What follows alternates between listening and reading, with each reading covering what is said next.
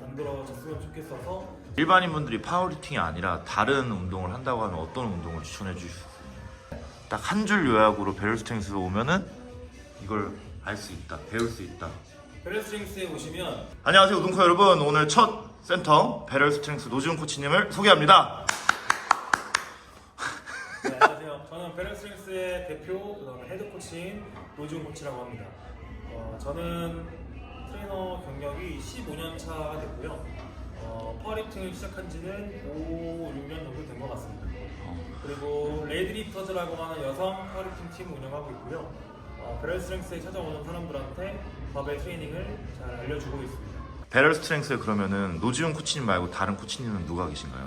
저희는 유능한 여자 코치를 2명이나 보유하고 있는 곳입니다. 그래서 박연수 코치, 그 다음에 이지훈 코치가 베럴스트렝스에서 코칭을 하고 있습니다. 혹시 두 분 자랑 한번 해주실 수 있으신가요?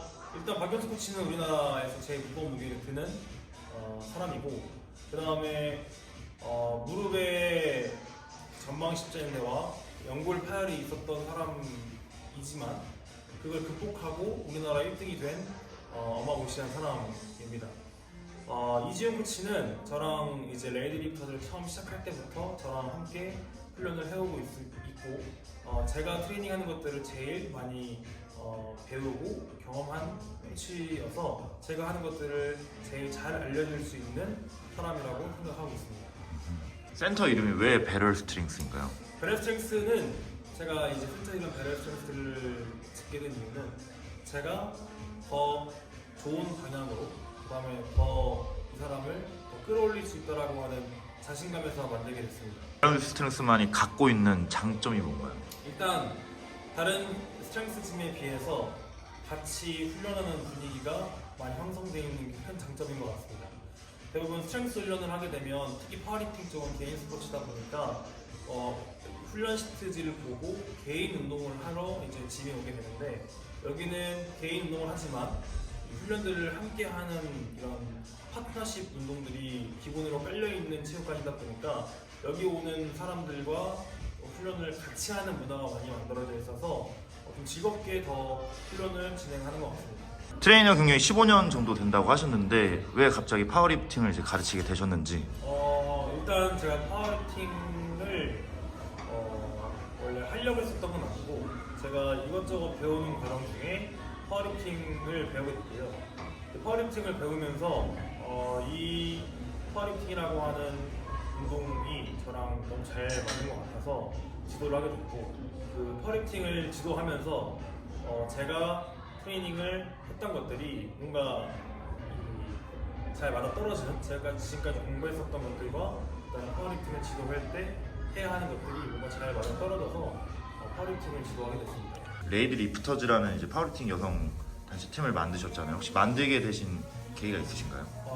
제가 레이드리프터즈를 창설한 게 2019년 12월, 그러니까 지금 4년 전 정도인데, 4년 전, 4, 5년 전을 이제 뒤돌아보면 그 당시에 이제 많은 여성분들이 이제 다이어트, 그러니까 바디 프로필을 찍고 그러니까 몸을 항상 외적인 것들에 집중을 하고, 그래서 실제로 이제 대사질환도 많이 있으시고 우울감을 느끼시는 분들이 굉장히 많았었어요. 그래서 제가 파워리프팅을 배우고 나서 이제 주변을 돌아봤을 때 이제 그런 분들이 너무 많아서, 내가 파워리프팅이라고 하는 스포츠로 이제 이 운동들을 알려줌으로써 이 사람들이 좀 더 강해지고 외적인 것뿐만 아니라 내적으로 강해지는 것들을 만들어줄 수 있지 않을까 싶어서 레이드리프터를 창설하게 됐고, 결국에 파워리프팅을 이제 지도를 하면서 많은 사람들,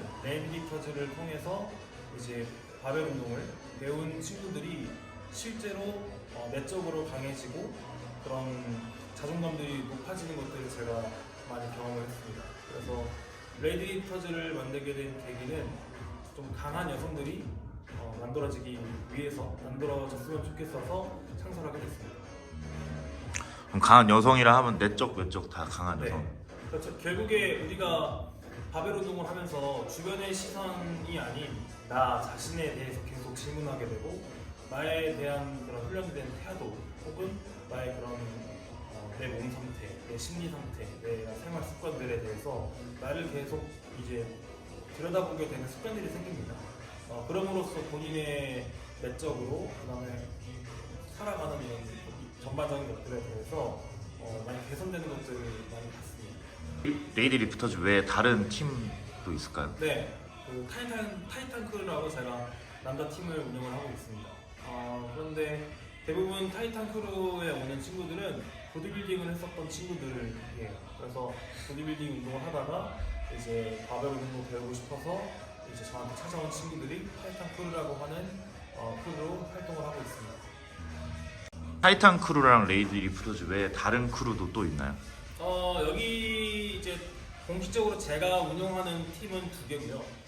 그렇지만 여기에서 또 박연수 코치, 그 다음에 이지훈 코치가 운영하고 있는 또 크루도 있습니다. 그래서 박연수 코치는 활크루라고 하는 크루를 운영을 하고 있고, 그 활크루는 20살에서 25살 사이에 있는 초년생들을 위해서 만들어진 크루고, 경제적으로 이제 지출하는 거에 부담이 있는 친구들을 위해서 만들어졌기 때문에 적은 지출 비용으로 이제 바벨 운동을 배울 수 있는 크루입니다. 그리고 이지훈 코치가 이제 운영을 하는 크루는 한 체대 학생들을 이제 위해서 만들어진 크루고요. 한 체대를 이제 재학 중인 친구들이 좀 더 다양한 스포츠를 딥하게 경험해 볼 수 있도록 하기 위해서 파워리프팅이라고 하는 스포츠를 경험해보고, 그래서 경험이라고 하는 것 중에 또 대회를 추천해 볼 수 있는 대회를 준비하는 기간을 이제 같이 해보는, 훈련을 해보는 크루를 운영을 하고 있습니다. 그럼 일반인 분들이 이런 파워리프팅을 접하기에는 굉장히 무거운 무게를 들어야 되고 뭔가 얼굴이 시뻘개지고 핏줄이 터지고 그런 스포츠로 이렇게 인식을 할 수 있는데, 이게 일반인 분들도 할 수 있는 스포츠일까요? 파워리프팅이라고 하는 스포츠는 뭔가 내 몸을 잘 조절해서 효율적으로 동작을 수행하는 것들을 목표로 합니다. 그러니까 내가 가지고 있는 신체, 그러니까 뼈와 근육들을 잘 활용해서 중량을 다루는 것들을 이제 계속 반복 수단하다 하게 되는데, 그럼으로써 내 몸을 더 잘 사용할 수 있도록 만들어지게 됩니다. 그래서 일반인분들이 파워리프팅, 이 바벨 운동을 배우시게 되면 부상을 예방할 수 있고, 그 다음에 내 몸을 더 잘 사용할 수 있는 방법들을 배우시기 때문에 오히려 저는 운동을 처음 배우시는 분들이라면 바벨 운동 제대로 배워보시는 게 좋을 것 같습니다. 디스크가 터졌거나 아니면 무릎 관련 뭐 십자인대나 연골판이 다치셨거나 아니면 발목이 다치신 분들도 이런 파워리프팅 할 수 있는 걸까요? 그럼요. 뭐 일단 병원에서 이제 신체 활동을 해도 된다라고 하는 이제 진단이 나와야겠지만, 실제로 우리가 부상이 생기고 나면 내 몸이 굉장히 약해집니다. 근데 그 약해진 것들을 우리가 재활하는 과정에서 제일 중요하게 생각하는 것들이 뭐가 있냐면 수용력을 기르는 거예요. 그래서 이 부상이 재발하지 않으면 이 외력이 내 몸에 가해졌을 때 그거를 극복할 수 있는 능력들이 증가해야 돼요. 그러려면 내 몸에 부여되는 이 외력에 계속 노출돼서 그것들을 아무렇지도 않게 하게 되는 몸을 만들어야 되는데, 그게 중량 운동만큼 좋은 게 없어요.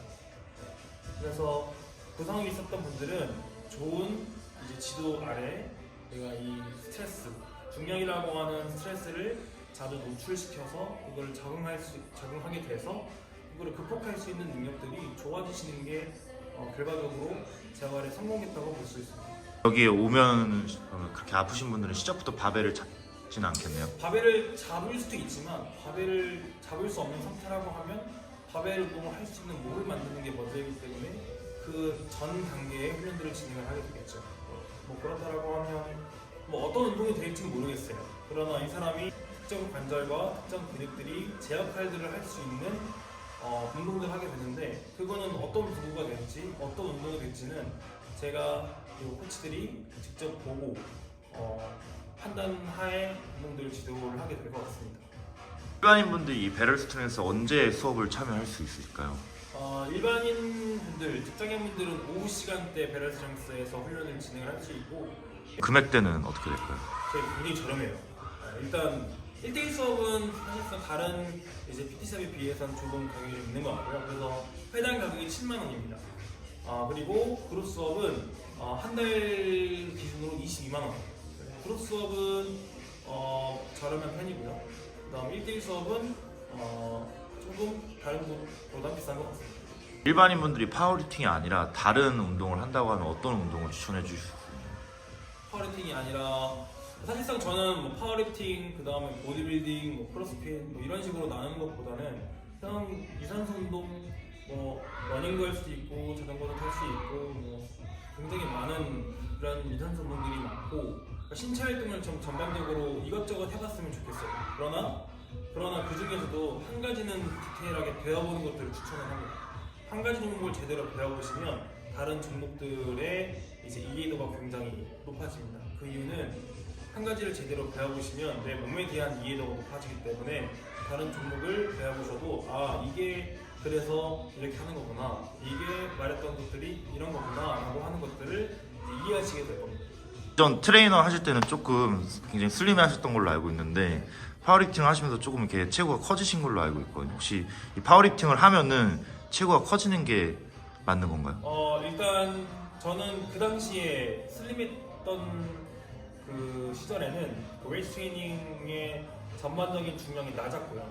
그래서 뭐 해봐야 되는데 120, 140kg, 뭐 스쿼트 뭐 그 정도 비슷하게 벤치프레스도 80에서 100kg 정도 했을 때였던 몸이고요. 그래서 중량을 많이 다루지 않았었던 몸이고, 그런데 파워리프팅을 하면서 다루는 중량이 높아지고 훈련의 강도가 높아지다 보니까 자연스럽게 몸이 좀 커진 것 같고요. 그 다음에 뭐 체중이 많이 늘긴 했는데, 근데 그게 저의 먹는 거에 대한 식습관의 문제가 좀 있는 것 같긴 합니다. 그래서 파워리프팅을 한다라고 해서 막 살이 엄청 찌거나 그러진 않는데 결국에 다루는 중량이 올라가고 훈련의 강도가 높아지다 보니 근육량이 늘고 몸이 커지는 거는 맞는 것 같습니다. 대회는 언제 출전하실 예정이세요? 저는 이번 연도 말에 대회 출전할 생각했습니다. 딱 한 줄 요약으로 베럴스트렝스 오면은 이걸 알 수 있다, 배울 수 있다. 베럴스트렝스에 오시면 일단 바벨 운동을 배울 수 있고요. 그 다음에 내 몸이 현재 어떤 상태인지, 그리고 내가 내 몸을 가지고 어디까지 해볼 수 있는지를 경험해 보실 수 있어요. 근데 사실상 운동을 하면서 내가 내 몸을 이해하고 내 몸을 가지고 어디까지 할 수 있는지를 경험할 수 있는 기회가 사실상 없습니다. 그래서 베럴스트렝스에 오시면 본인 몸에 대한 이해와 운동에 대한 이해를 갖고 가시게 될 겁니다.